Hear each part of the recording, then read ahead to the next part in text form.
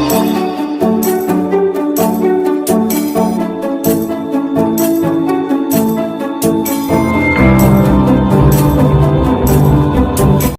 आप देख रहे हैं न्यूज़ 4 सीजन्स। तो चलिए रुक करते हैं आज की प्रमुख और बड़ी खबर पर।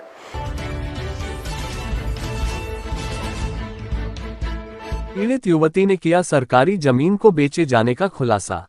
प्रयागराज के थाना खीरी के ग्राम कलभसा चैनपुर की रहने वाली युवती पूजा केसरवानी ने बड़ा खुलासा किया है और साथ ही बताया कि किस तरह से उसकी ग्राम सभा की पट्टा की हुई जमीन को बेचा जा रहा है। आज मीडिया क्लब के हर्ष नारायण सभागार में प्रेस वार्ता करते हुए पूजा केसरवानी ने आरोप लगाते हुए बताया कि उसके दादा को ग्राम सभा की जमीन आवंटन की गई थी और अब उसके दादा को नशे की लत होने के कारण बहलाकर रानू केसरवानी दिनेश केसरवानी ने बैनामा करा लिया है, जिसकी शिकायत हमने कई अधिकारियों से की है। वहीं जब दबंग के द्वारा हमारे मकान पर कब्जा करने की कोशिश की गई तो इसकी शिकायत हमने क्षेत्रीय थाने में की तो थाना प्रभारी ने उल्टा ही हमारे साथ अभद्रता की है और हमारे ऊपर ही मामला दर्ज कर दिया। वहीं पुलिस पर आरोप लगाते हुए उनका कहना था कि दबंग लोग घर में घुसकर कब्जा करना चाहते हैं। पहले दादा ने आधी जमीन बेच दी और पता नहीं चला और बची हुई आधी जमीन अब वह बहला फुसला कर बैनामा करा लिए हैं, जिसके कारण हम लोग बेघर हो जाएंगे क्योंकि मेरे पिताजी पहले ही स्वर्गवास हो चुका है और हमारे पास और कोई जरिया भी नहीं है। वही पीड़ित है आलाधिकारी और मुख्यमंत्री से मदद की गुहार लगाई है, जिससे कि ग्राम सभा द्वारा पट्टा की गई जमीन उनके पास रहे, जिसमें वह अपना जीवन यापन कर सके। साथ ही मांग की है कि दादा को आवंटित की गई पट्टा उनके बच्चे और उनको आवंटित की जाए। अवैध कब्जा कर रहे हैं हमारे घर पर। मेरा नाम पूजा केसरवानी है, चैनपुरवा लालतारा थाना खीरी मेजा की रहने वाली हूँ। मेरे दादा को सन 1995 में ग्राम सभा के द्वारा एक पट्टे की जमीन दिया गया है, जिस पर मैं और मेरा पूरा परिवार रह रहे थे।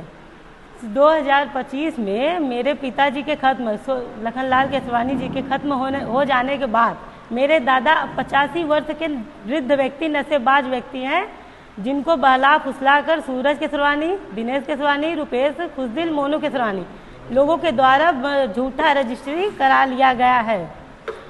जब 27 फरवरी को हमें जब पता चला कि क्या कहते हैं हमारे ये पट्टे की ज़मीन का पहले तो बैनामा नहीं होता, इसे ना बेची जा सकती ना खरीदी जा सकती।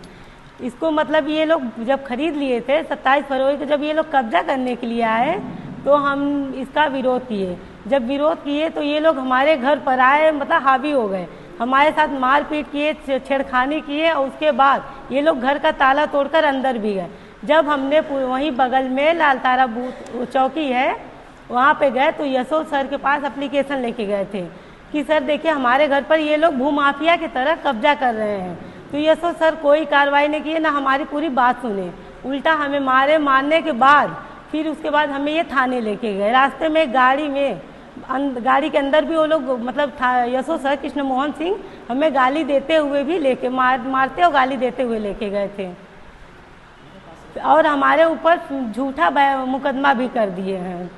हमारा करियर बर्बाद कर रहे हैं वहाँ के लोग। यशो सर तो आपके पिताजी को क्या जमीन का हिस्सा नहीं? मतलब हिस्से में थे वो हम लोग, लेकिन दादाजी पिताजी मतलब पापा के खत्म हो जाने के बाद बेचना चालू कर दिए। क्या वो जो जमीन है जिस पे आप लोग रह रहे हैं, जो दादा आपके बेचे हैं, क्या वो बेचने वाली जमीन है? नहीं, वो ग्राम सभा के द्वारा रहने के लिए मिला था, बेचने के लिए नहीं मिला है।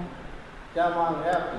हमारी यही गुजारिश है योगी सरकार और कानूनों से कि ये क्या कहते हैं, ये जो हमारी ज़मीन है हमें इसके सिवा हमारे पास कोई रहने के लिए जगह नहीं है। फिर उसके बाद क्या कहते हैं जो हमें यशो सर मारे हैं और हमारे ऊपर जो झूठा मुकदमा दायर किया गया है उसको खारिज किया जाए, उनके ऊपर कड़ी से कड़ी कार्रवाई किया जाए। और जो विपक्षी लोग हैं सूरज केसरवानी, मोनू, दिनेश, रुपेश, खुशदिल, ये सब लोगों के ऊपर कार्रवाई किया जाए। क्या नाम है? पूजा केसरवानी, ग्राम चैनपुरवा, लालतारा, श्रीलौती, मेजा, प्रयागराज।